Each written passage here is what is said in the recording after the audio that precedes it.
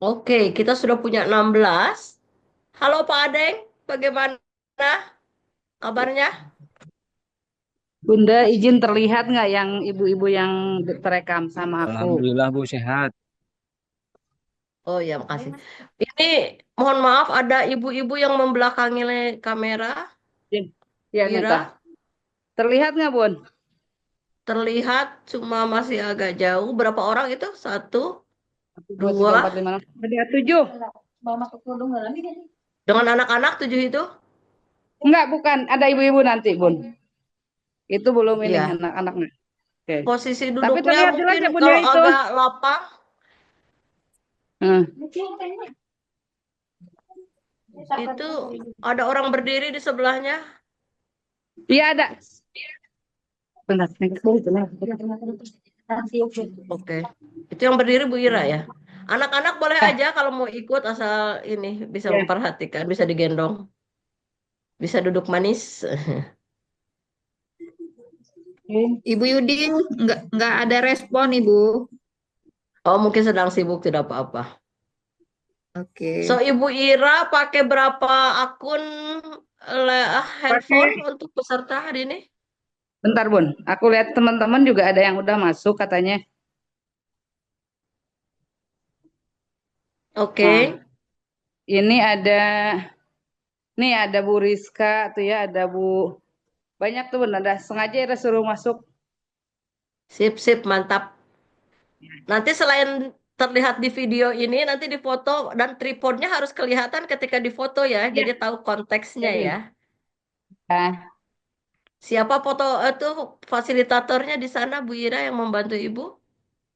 Ada Bu Nia, ada Bu Eha, juga ada Bu Firly gitu. Sip. Bu Nia, Bu Eha, Bu Firly sambil online bari bantu foto ya ibu-ibu itu. Dan pastikan semuanya terlihat di kamera ya Hmm. agar kita bisa screenshot. Ini Hmm. halo Ibu siapa Ibu Xiaomi Ya, 2409 itu Bu Rizka BRN2C. Bun, teman aku. Teman Oh aku Bu iya. Rizka, Bu Rizka. Oke. Boleh ditulis namanya ya yang selamat datang Sukabumi baru dua orang yang bergabung. Halo Tasik ada Dea, Nurul dari mana? Hendra Hendra dari Nah, Lebong Bu. dari Lebong. Oke. Oh, Dea dari Firly, aku wah Bun, dari Popo. Nanggung. Wah Hendra bawa temannya juga saya dua dari orang, mantap. Ya, Iya, Halo. mau bawa temannya Ibu. Oke. Bagi yang bergabung di dalam satu akun handphone, mohon bisa terlihat di video ya, agar kita bisa foto, kita screenshot. Halo dengan Sukabumi dua orang yang ikut bergabung. Ibu Kartika, halo. Ibu Kartika dari mana? Mungkin dari Kalimantan, Bu. Dari Ibu Tasik Kartika Bu. dari Kalimantan. Oke. ya, Ada Kikan, ada Pak Aditya, Ibu Mimin, selamat bergabung. Oke, we have 21 so people. Ibu Ira, are you ready? Apakah udah siap? Kalau sudah siap, kita mulai. Siap, UQ siap. Nih, gitu.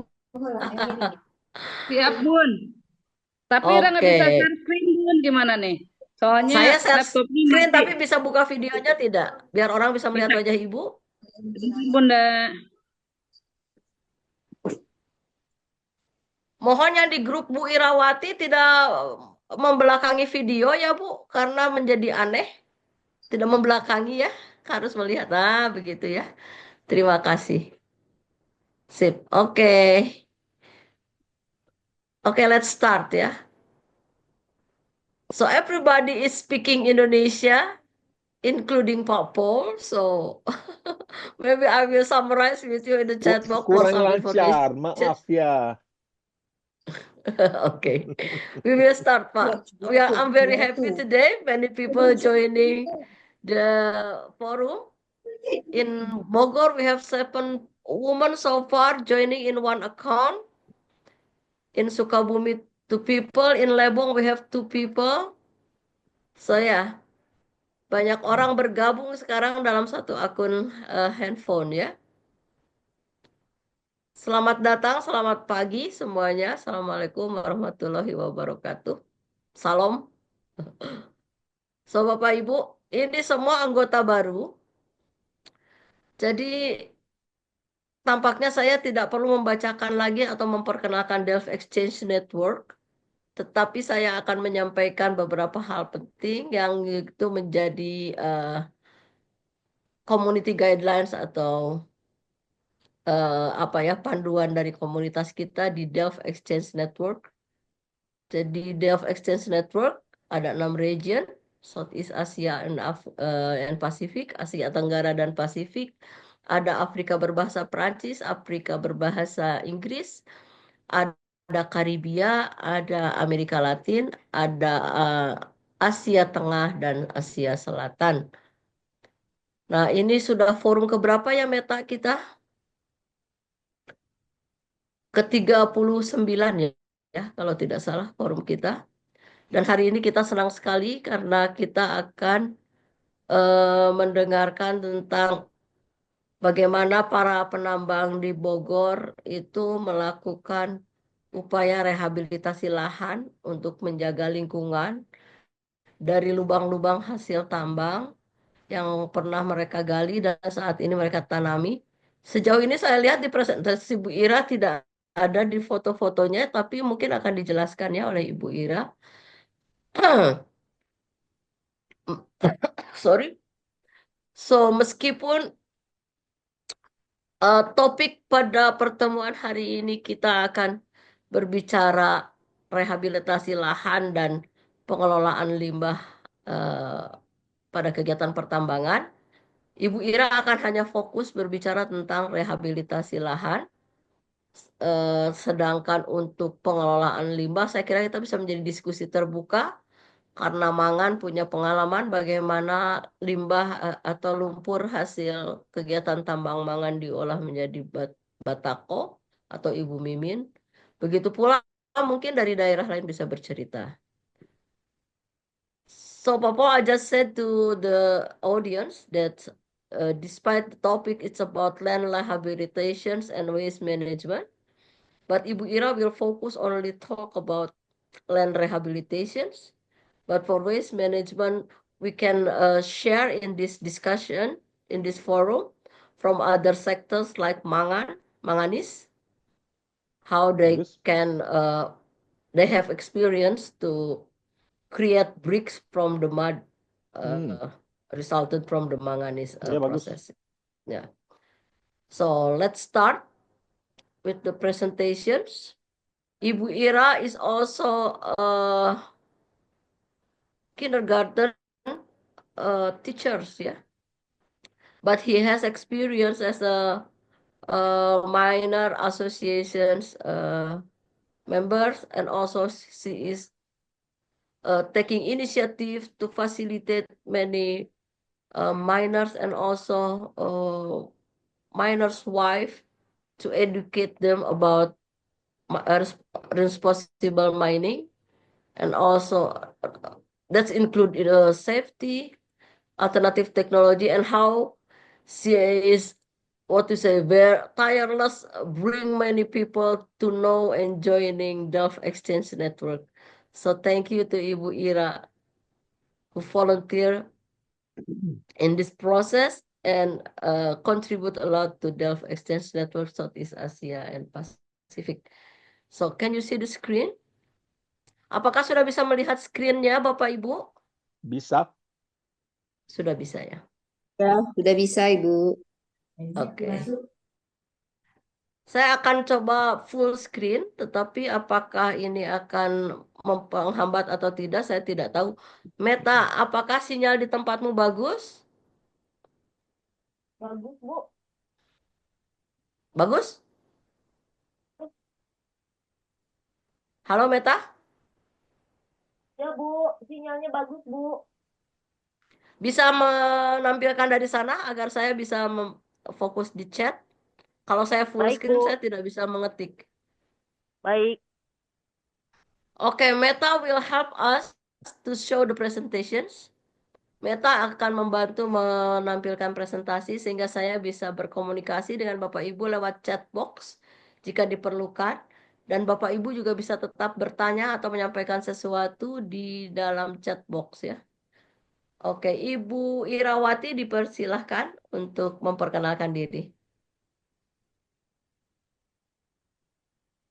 Tidak terdengar, Bu, suaranya. Bentar. Oh iya, mohon maaf masih di mute ternyata. Terima kasih. Assalamualaikum warahmatullahi wabarakatuh. Selamat pagi untuk kita semua. Mungkin di sini saya memperkenalkan diri. Saya Irawati, kebetulan saya adalah seorang guru PAUD, gitu kan. Tapi di sini juga saya kenapa menjadi penambang wanita karena kebetulan suami saya juga beraktivitas di lokasi pertambangan, terutama di Desa Bantar Karet, Kecamatan Nanggung. Nah, di sini saya akan sedikit berbagi pengalaman. Mungkin memang betul ketika di foto-foto yang ditampilkan di share screen ini, di player ini, fotonya tidak menggambarkan keseluruhan ya. Karena kebetulan HP saya yang satu lagi itu rusak, akhirnya semua dokumentasi yang sudah memang ada itu hilang gitu. Jadi saya hanya tampilkan beberapa foto atau gambar yang tersisa gitu kan ada di Google Drive saya gitu. Nah, di sini saya akan berbicara tentang rehabilitasi lahan dan pengolahan limbah ya. Nah, di sini sedikit saya jabarkan. Yang pertama itu profil penambang di Desa Bantar Karet. Jadi kebetulan Desa Bantar Karet ini berdekatan atau bersebelahan, bahkan istilahnya yang punya wilayahnya PT Aneka Tambang untuk di Kabupaten Bogor. Nah, di sini penambang rakyat ya memang tidak hanya untuk warga sekitar Bantar Karet saja. Nih ya, di sini kami juga melakukan penambangan ini tidak hanya sendiri tapi juga berkelompok. Jadi berkelompok itu ada yang memang kalau yang beberapa itu yang tradisional pengolahannya atau cara menambangnya yang tradisional saja dan mengolahnya tradisional juga menggunakan aliran air gitu. Nah, namun ada beberapa kelompok yang memang sudah canggih menggunakan mesin dan listrik untuk pengolahan emas dan untuk cara penambangannya di situ. Nah, di sini juga yang slide selanjutnya, Mbak Meta, jumlah penambang rakyat, yang slide ketiga ya, jumlah penambang rakyat di ini kurang lebih ada 200 orang kalau yang aslinya ya, yang asli wilayah Bantar Karetnya nggak begitu banyak sebenarnya, kebanyakan itu adalah yang dari luarnya, tapi yang bergantung kepada penambangan tersebut lebih dari 500 keluarga. Kenapa? Karena kebanyakan malah kalau misalkan yang di wilayah sendiri terutama untuk Bantar Karet ini tidak terjun langsung ke penambangnya tapi membantu untuk proses penumbukannya gitu kan, untuk pengolahannya mungkin di situ. Terus Oke, Bu, Bu Ira ditahan dulu sebentar. Meta, saya mau konfirmasi jumlah penambangnya adalah 200 ya, Bu? ya Bu Meta 200 ini langsung kurang lebih diedit aja Bu Meta, jumlah penambang rakyatnya 200. Penambang, tapi kan supporting sistemnya juga harus dihitung, Bu. Penumbuk batu dan iya jadi lain-lain itu mencapai 1000 atau 200 itu sudah termasuk penumbuk batu. lebih seribuan sih Bun kalau misalkan keseluruhan mah ini mah yang total di penambangnya sekitar 200 orang yang pure gitu yang masuk ke dalam lubang. Tapi kalau misalkan Oke. dihitung keluarganya kan 500 keluarga lebih Bunda. Oke, jadi tolong quarry workers atau para buruh tambang ya, penunjang, itu Masukin. juga ditulis dengan Oke, siap. mungkin lebih dari 200 Seribu mungkin kayaknya atau sampai kurang Bunda. lebih di situ. Kalau keseluruhan dari mulai penambang dengan menumbuk sampai proses segala macam lebih dari 1.200 orang Bunda. Oke, so Ya. Meta you can write 1,200 for the miners and the quarry workers. Penambang rakyat dan buruh tambang, pendukung gitu aja ya. Ya. Lanjut silahkan. Grafiknya karena tidak ada mungkin dihapus aja ya. Karena nanti Ya, mencari-cari grafiknya jumlah penambahan rakyat yang bergantung pada penambang belum sempat dibuat grafiknya ya. oke. Oke, Ibu Ini bisa jelaskan dulu fotonya, Bu. Ini foto tentang apa? Oh iya, yang ini sebenarnya foto waktu kita itu proses pengolahan ya Bu. Yang bawah ini kan proses penambangan ya, yang emang di lokasi tambang. Mm-mm. Nah, yang karung-karung itu ada di depan mulut lubang ya. Nah, kalau yang di bawahnya ini adalah kita salah satu proses kita untuk menjaga Bun. Jadi mulai kerjasama untuk menanam pohon gitu. Terus kalau yang di atas ini salah satu kita juga cara untuk menjaga alam dengan cara Pak aliran sungai itu ditanami ikan gitu Bunda. Kalau yang ini nih bibit-bibit ikan yang paling atas gitu. Nah, ini yang paling atas bibit ikan yang ditebar di sungai. Yang di bawah ini, yang di tengah ini adalah proses para penambang di depan mulut lubang. Nah, kalau yang di bawah ini kita sudah mulai untuk kegiatan. Jadi lubang yang sudah tidak digunakan itu kita tutup dan kita eh, mulai penanaman lagi gitu, Bunda. Oke, lanjut. Oke. Slide selanjutnya. Nah, di sini. Di sini ya cara bekerja penambang jadi masih dilakukan dengan cara manual gitu ya.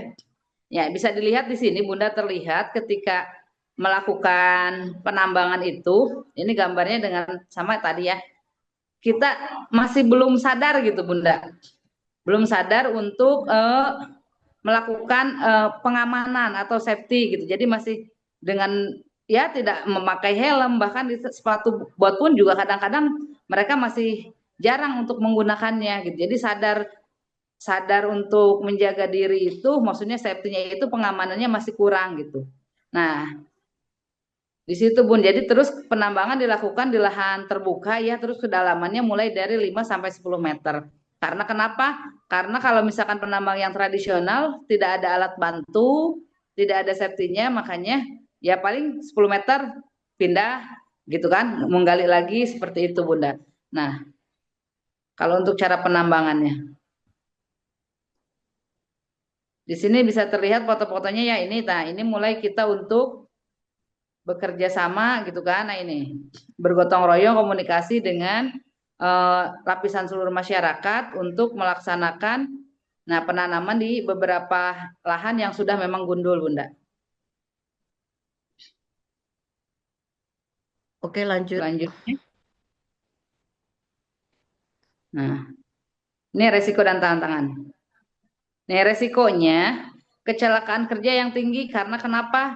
Karena kecelakaan kerja tinggi ini tidak menggunakan safety gitu kan. Terus terjadi juga longsor gitu kan, cedera karena memang kalau longsor kadang-kadang itu ada beberapa kita sudah arahkan untuk rehabilitasi lahan, ternyata ditinggalkan begitu saja gitu kan. Karena sempat kemarin juga bulan puasa sempat terjadi kecelakaan kerja gitu. Ada beberapa penambang yang memang terjebak longsoran tersebut karena tidak menggunakan safety, akhirnya ada yang sampai luka berat gitu. Terus di sini tantangannya, jadi kita itu sebenarnya walaupun sekarang harga emas sedang tinggi gitu Bun ya.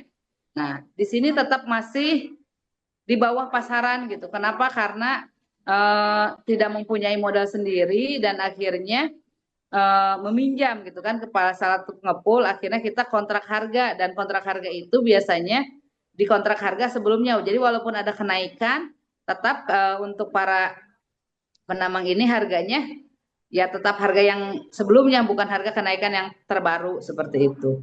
Terus tantangannya menghadapi cuaca dan musim yang tidak menentu, apalagi di Bogor terutama sekarang Bun, setiap hari itu hujan. Jadi setiap habis zuhur gitu kan jam 11 atau dari jam 11 lah kadang-kadang kita sudah mulai hujan tuh Bun. Jadi setiap hari seperti itu, akhirnya itu juga tantangan untuk kami para penambang, dan ketika kita rehabilitasi lahan juga gitu. Kadang-kadang karena terlalu banyak hujan, pohon-pohon yang kita tanam juga bukannya sehat malah mati gitu. Selanjutnya boleh Bu Meta. Slide selanjutnya. Oke. Nah, di sini juga saya akan jabarkan kondisi sosial yang ada di Bantar Karet terutama gitu ya. Tingkat pendidikan kami di sini itu rata-rata masih SD SMP, bahkan indeks pendidikan untuk Kecamatan Nanggung saja rata-rata itu masih baru kelas 8, intinya masih kelas 2 SMP gitu. Jadi memang di sini sadar pendidikannya masih kurang gitu kan. Terus ketika kita jabarkan untuk pendidikan, mereka berpikir lah buat apa sekolah, karena mungkin terlalu mudah untuk mencari uang, akhirnya lebih baik mereka menjadi buruh tambang gitu kan daripada untuk bersekolah. Nah, jadi pendapatan rata-rata di sini untuk para penambang, karena di sini kan jarang sekali yang menjadi penambang besar lah gitu ya, karena kebanyakan hanya menjadi buruh. Menjadi buruh yang dihitung itu misalkan per hari mereka hanya bisa menumbuk 2 sampai 3 karung. Nah, otomatis kalau misalkan kita kalkulasikan satu karungnya misalkan 20.000 gitu kan, itu kotor. 20.000, 60.000 paling banyak, tapi rata-rata hanya mampu menumbuk itu 2 karung per hari, berarti 40.000. Itu pun belum dipotong mereka makan gitu kan, segala macam ya, bersih-bersihnya per hari 25 ribuan per hari. Makanya di sini saya rata-ratakan untuk pendapatan para penambang di sini 500 sampai 1 juta per bulannya itu bersih yang mereka terima Kecil sekali ya setelah Bu ya. dikeluarkan kos untuk biaya mereka gitu. Ya, gitu. Terus di sini banyak masyarakat yang tidak mempunyai akses fasilitas kesehatan yang memadai. Kenapa? Karena jujur ketika kami misalkan apalagi ada satu lokasi yang memang terisolir gitu ya, mau kemana-mana susah, dan kita juga mau keluar masuk juga di waktu karena melewati area PT Aneka Tambang ini gitu kan. Jadi kita itu memang benar-benar fasilitas kesehatannya kurang, akhirnya banyak juga penyakit yang memang sulit gitu kan untuk kita atasi, apalagi ketika mereka kerjanya di tambang gitu. Jadi di sini ini sekarang kemarin ada 3 kasus yang mereka menambang gitu kan, mereka bekerja di pengolahan, akhirnya mungkin setelah puluhan tahun atau bertahun-tahun lah baru terasa. Jadi banyak yang kena penyakit yang memang tidak terdeteksi awalnya penyakit apa, ternyata ada yang kena asma kronis kayak gitu, kayak asma, terus kayak paru-paru gitu kan, terus kepala juga ada yang sampai mereka itu ya terkena wabahnya gitu dari penambangan yang memang tadinya tidak safety seperti itu. Selanjutnya Bu Meta. Oke. Kondisi sosial. Nah, ini pola pikirnya ya. Nah, di sini pola pikir penambang rakyat cenderung memprioritaskan kebutuhan sehari-hari daripada investasi yang banyak. Betul sekali. Jadi ketika misalkan para penambang ini mendapatkan hasil yang besar, kebanyakan di sini ini ya bukannya ini mungkin lebih dari 50% lebih berpoya-poya gitu. Jadi bahkan di sini ini ada satu wilayah yang kemarin itu dibilang lingkupnya para penambang gitu ya, sampai ada yang kena, ya mohon maaf gitu, terjerat ada beberapa yang ditangkap karena penggunaan obat-obatan terlarang Bunda. Gitu. Itu kemarin itu ada kurang lebih 15 sampai 20 orang yang ditangkap sama langsung Polres ya.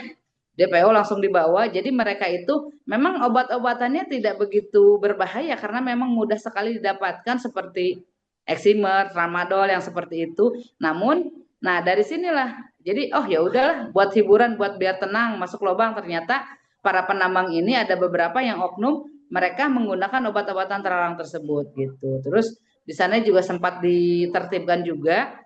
Jadi ada beberapa warung yang misalkan memang malah menjadi tempat hiburan gitu kan. Kalau misalkan di beberapa wilayah mungkin bilang jadi warung remang-remang lah gitu. Jadi ini juga menjadi salah satu PR untuk kami gitu kan, terutama para pemangku kebijakan yang terdekat seperti desa, kemarin juga kerjasama dengan Polsek gitu kan, untuk memberantas hal tersebut. Karena mau tidak mau itu juga kan merusak menjadi pola pikir, jadi malah tidak dipakai untuk masa depan gitu ya, tidak memikirkan untuk investasi pendidikan anak segala macam, malah dipakai dengan untuk berhura-hura seperti itu, Bunda. Selanjutnya, slide selanjutnya boleh.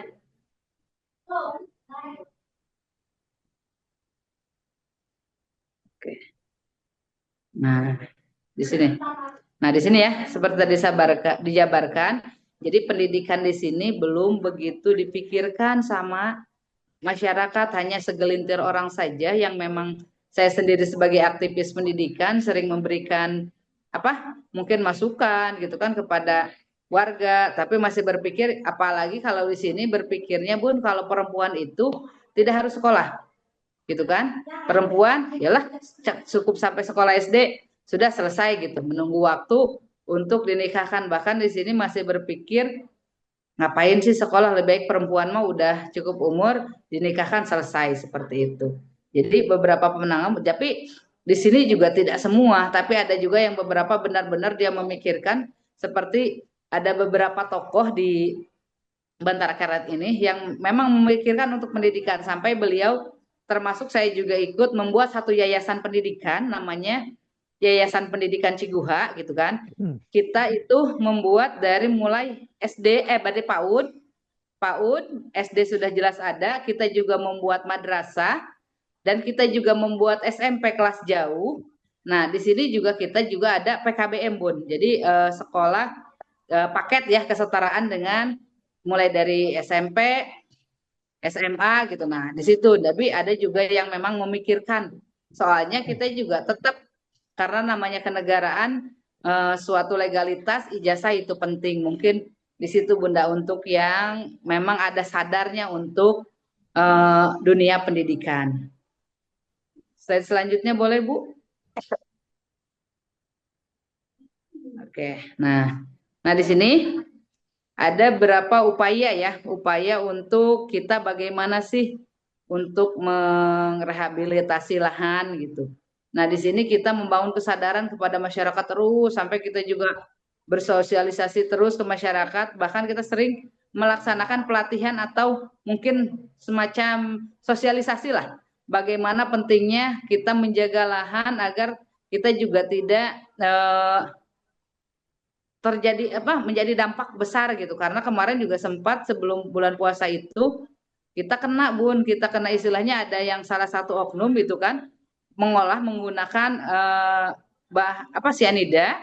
Nah, dia mungkin di tong, nah dia tuangkan, memang tidak langsung ke sungai. Waktu itu dia simpan di tampungannya beliau, ternyata kan ada yang bocor. Akhirnya di belakang itu kan ada salah satu toko, dia itu punya kurang lebih 12 ton tambak ikan yang akhirnya habis, Bunda. Jadi keracunan si ikannya tersebut.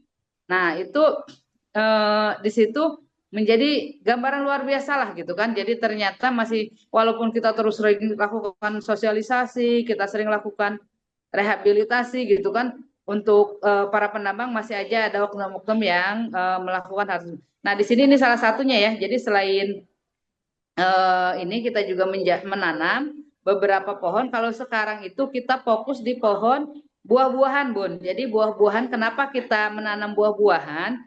Pikirnya kalau hanya kayu-kayu besar kan hanya kayunya saja yang kita bisa manfaatkan. Nah, tapi kalau buah, ketika misalkan dia tumbuh besar, panen, nah itu bisa menjadi penghasilan tambahan untuk para penambang. Nah, dan yang di bawah ini adalah salah satu gambar. Sebenarnya ini adalah terasering ya, Bun, terasering yang dibuat untuk menahan. Jadi yang tadinya itu menahan erosi, yang tadinya ini adalah ini gunung yang mungkin ditinggalkan para penambang, Bun. Nah, akhirnya ada salah satu tokoh yang memikirkan bagaimana kita cara merawat untuk gunung ini tidak terjadi erosi. Akhirnya dia membuat terasering, dan di atasnya ini adalah yang ditanami pohon-pohon buah gitu ya, jenis buah-buahan mulai dari mangga, alpukat, durian, rambutan gitu. Bahkan anggur Brazil juga di situ ada. Cuman memang saya karena akses tidak bisa menjangkau untuk mengambil dokumentasi ke sini, karena ini di sini walaupun di sini terlihat jalan bagus, nah untuk masuk akses ke sini, ke gunung ini, kita harus melewati perusahaan PT Aneka Tambang gitu kan. dan tidak semua orang bisa masuk akses ke sana karena tidak ada kendaraan umum di situ. Boleh selanjutnya?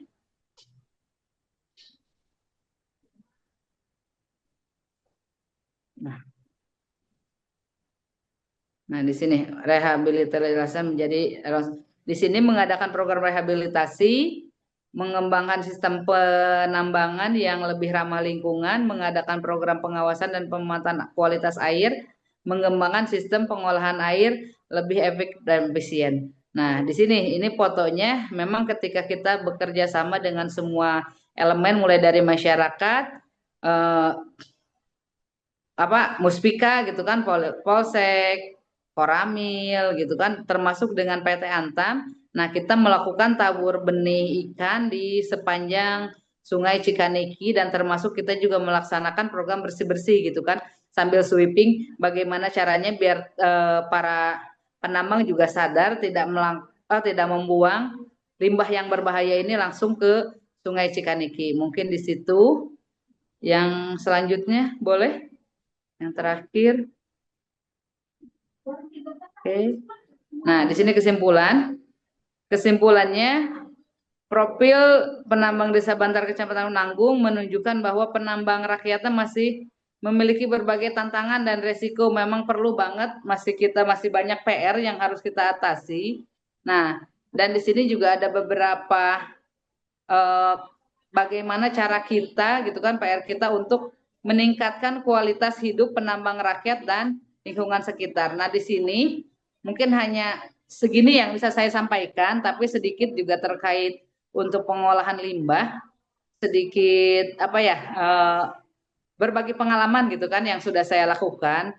Saya dulu bersama Koperasi Bumi Pertiwi, waktu itu mungkin Pak yang APRI juga ikut, beliau tahu gitu kan bahwa kami sudah mencoba bagaimana kami mengolah limbah yang berbahaya menjadi manfaat.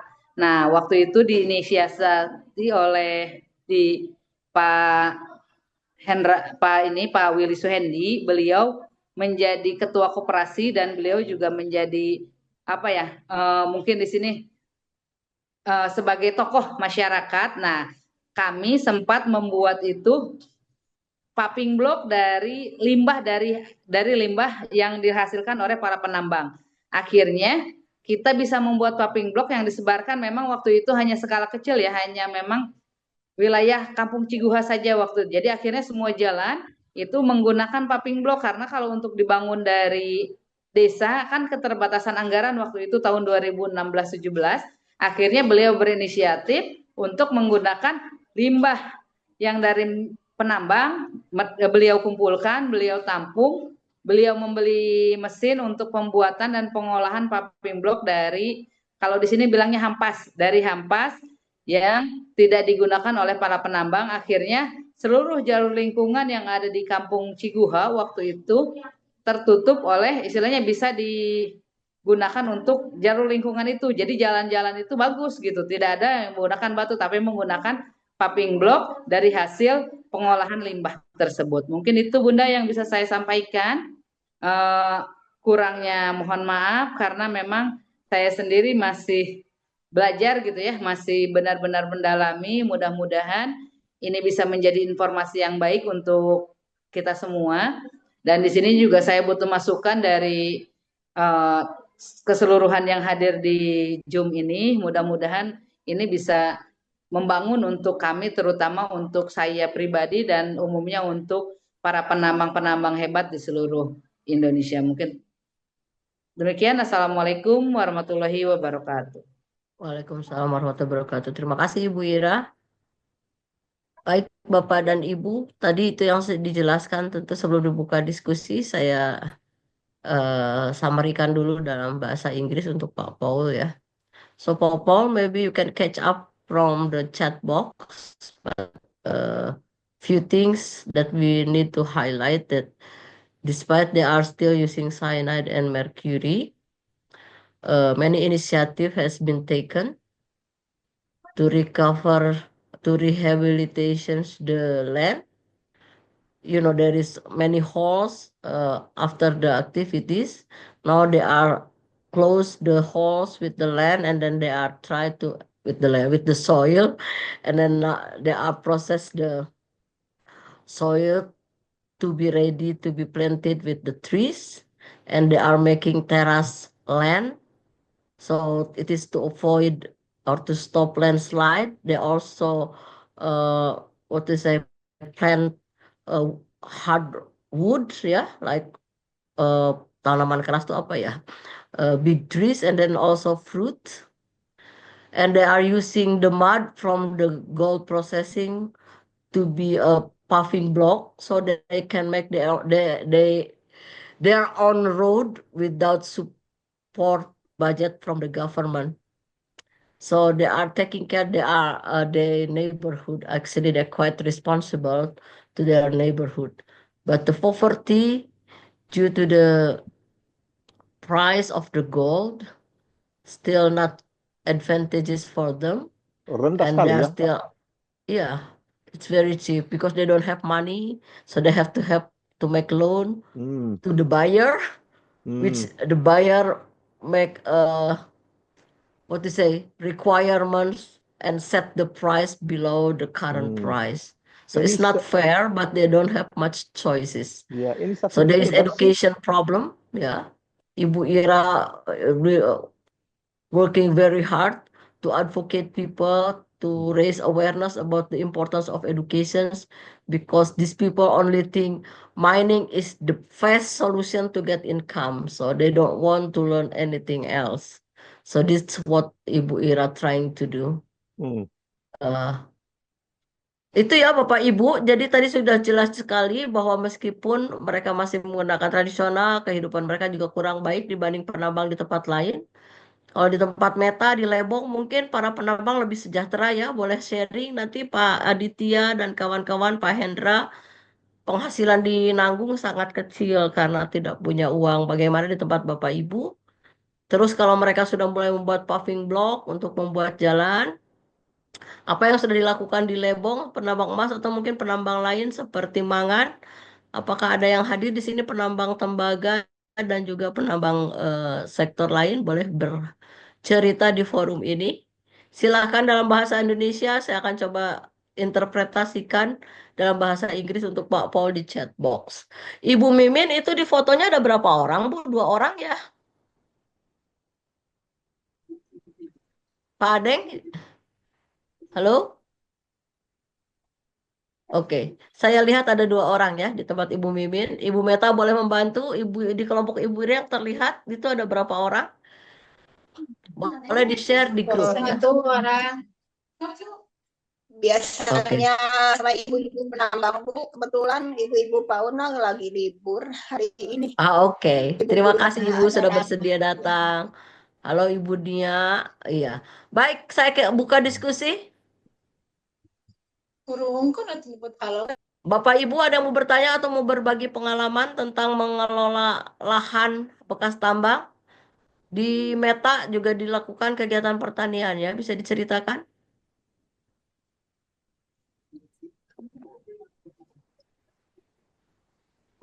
ya, Ibu boleh saya bicara sedikit? Oh, Ibu Melia silahkan. Eh, Selamat pagi semuanya. Terima kasih Pagi. untuk Ibu Ira, untuk Ibu Irawati. Eh, Pemaparannya sangat menarik.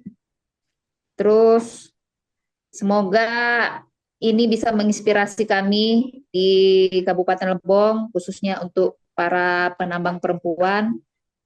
Selama ini kami kurang berpikir kalau ampas itu bisa dicetak untuk dibuat menjadi paving block. Mungkin dengan cerita dari Ibu Ira tadi bisa menginspirasi kami untuk mencari income tambahan untuk Kabupaten Lebong, khususnya untuk penambang perempuan. Karena selama ini ampas hasil dari tong atau dari gelondong itu terbuang percuma saja. Untuk selanjutnya mungkin bisa kami kelola seperti yang Ibu Ira katakan tadi. Sebenarnya kalau income untuk rata-rata sepertinya sama aja, Bu. Kalau di Lebong ini karena mungkin eh, ibu-ibunya masih banyak yang banyak keterampilan lain seperti membuat kerupuk selain menjadi seorang penambang. Ada juga yang kesehariannya berjualan sayur keliling untuk ke desa-desa untuk mencari income tambahan bagi keluarga. Eh, Kalau untuk ini untuk apa tuh ya, pemasukan lainnya bapak-bapaknya ada juga yang bekerja menjadi perangkat desa atau eh, membantu di sektor pertanian, misalnya menjadi buruh cangkul.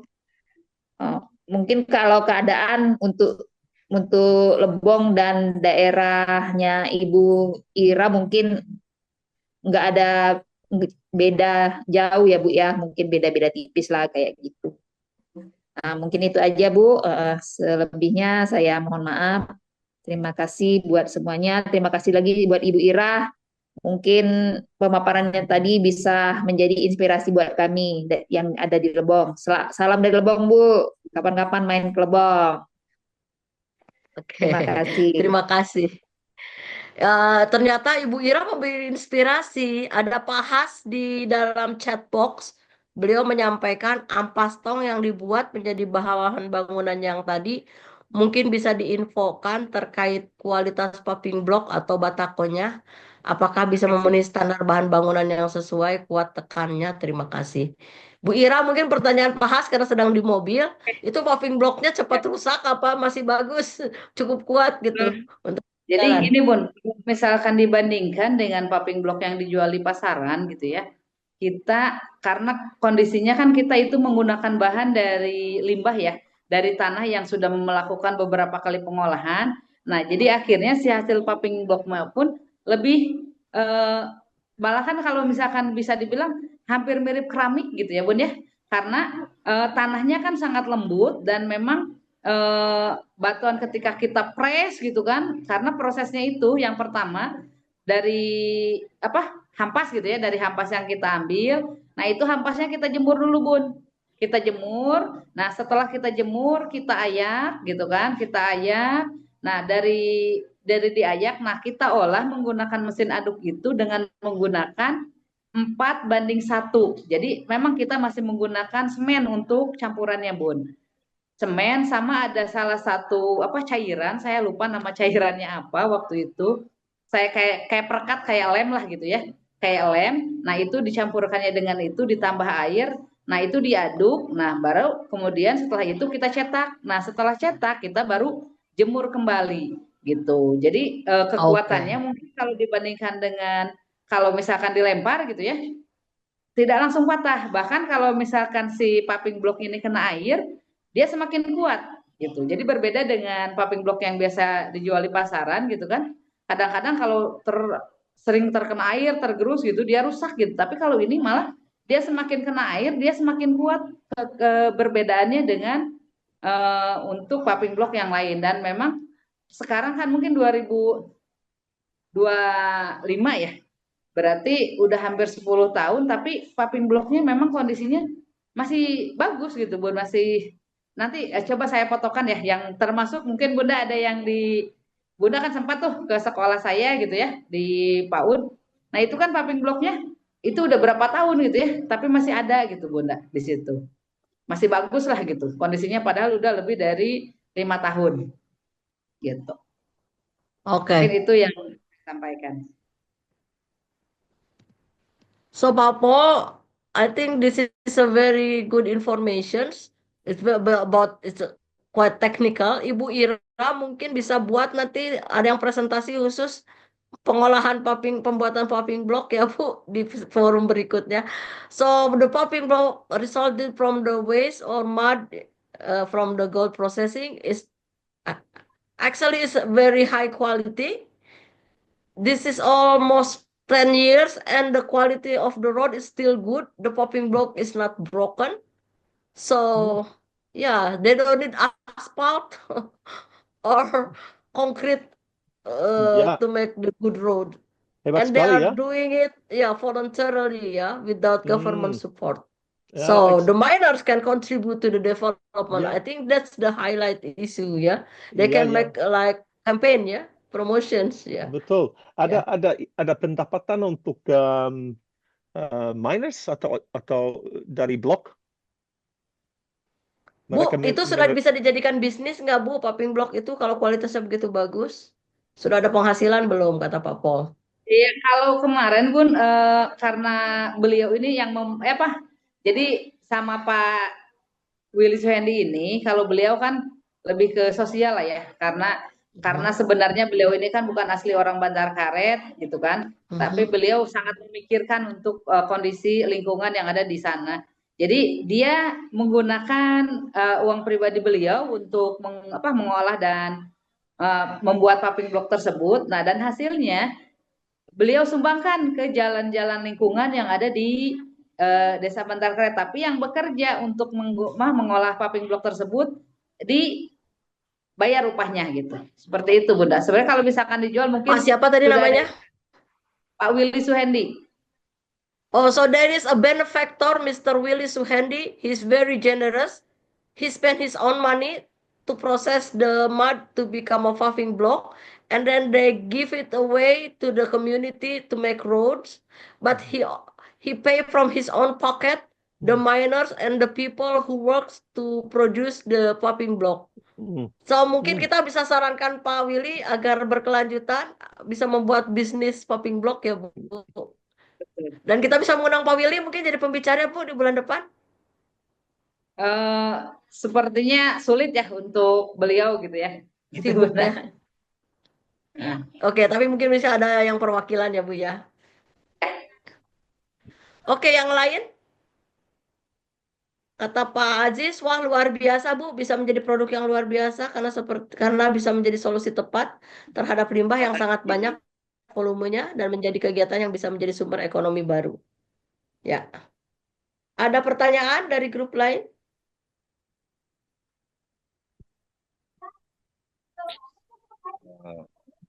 Oke, the Assalamualaikum, Bu. number of participant is Assalamualaikum, Bu Dian. increasing. Ya, silahkan Pak Hendra.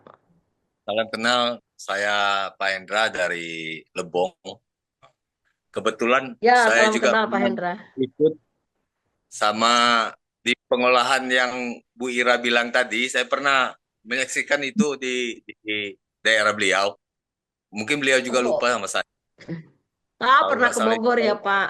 2006 kalau nggak salah itu apa 2016 apa 2006 saya lupa. 2016 Memang saya pernah Pak. dengar itu. Nah, saya pernah dengar itu. Waktu itu Apri mengadakan Apri betul. ya mengadakan sosialisasi pengolahan ramah lingkungan ya Bu ya. Betul. Nah, jadi saya sempat terinspirasi juga pernah juga mau mengadakan seperti pembuatan paving block dan batu bata dari ampas limbah lumpur pengolahan emas itu. Tapi nampaknya masyarakat kita ataupun para penambang kita yang kurang peka terhadap seperti itu, Bu. Karena dia lebih mementingkan membuang limbahnya langsung ke sungai kalau di sini. Padahal itu lebih bagus untuk income para penambang sebenarnya. Nah, itu juga kan masih harus dilakukan pembersihan merkurinya. Itu prosesnya juga masih banyak ya Bu ya. Tapi saya nggak tahu bahan-bahannya yang seperti Bu Ira bilang tadi karena saya nggak lihat langsung. Tapi saya pernah dengar itu dan pernah lihat gitu. Oke. Tapi terima kasih Pak Hendra, mudah-mudahan bisa dilakukan ya. Nanti kalau mengundang narasumber dari dari Nanggung ya ke tempat Bapak bisa jadi untuk inspirasi usaha baru. Ya, terima kasih Pak Hendra. Oke, Pak Paul, you are raising hand. Oke. Betul. Ada pertanyaan mengenai financial literacy.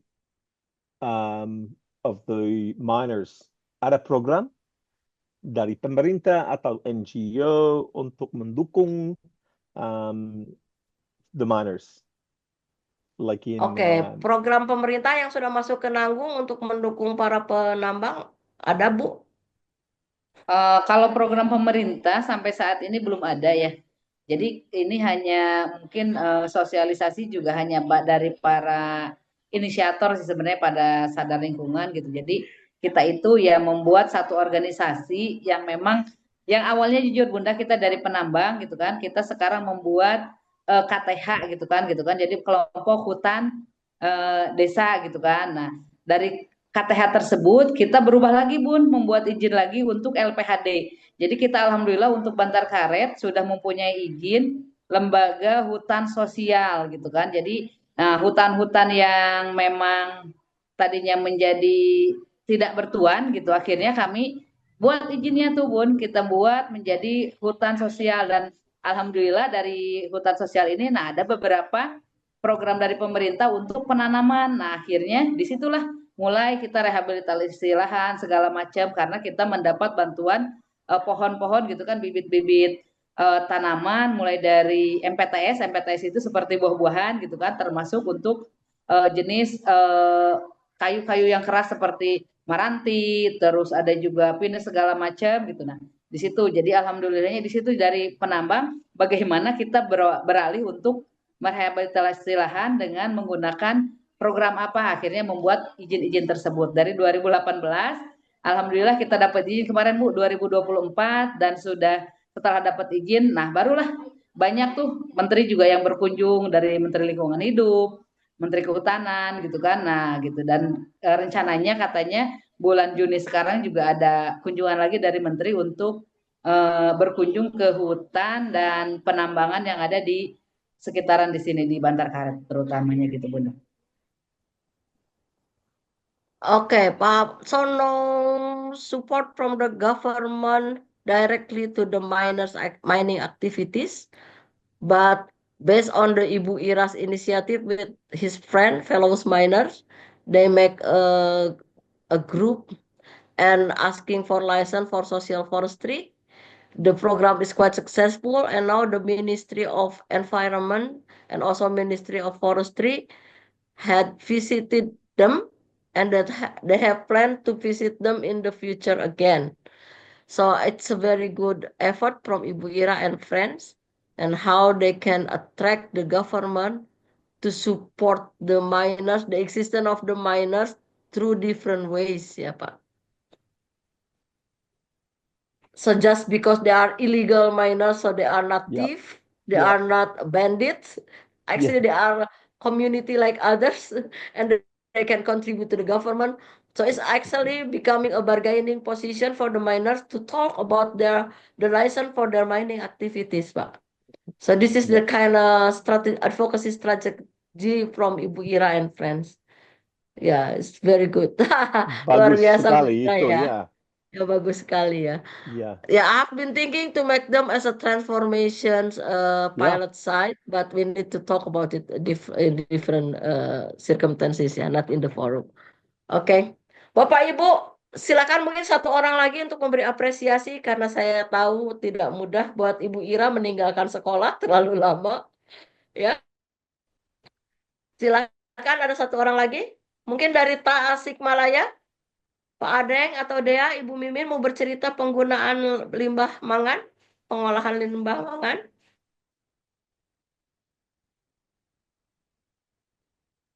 Halo, Ibu Yudi, selamat bergabung, Ibu Desri. Iya Bu, selamat pagi. Pagi. Oke, tidak ada Pak Adeng? Dea, Ibu Mimin?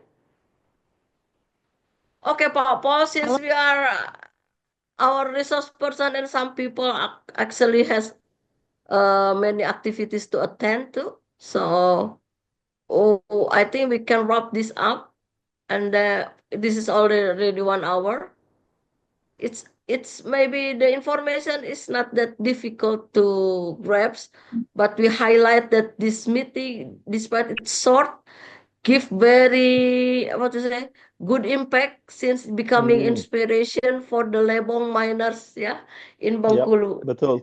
Jadi meskipun pertemuannya sebentar ini sudah bermanfaat karena kata Ibu Melia tadi sudah memberikan inspirasi buat teman-teman di Lebong Bengkulu. Begitu kalau tadi Pak Hendra.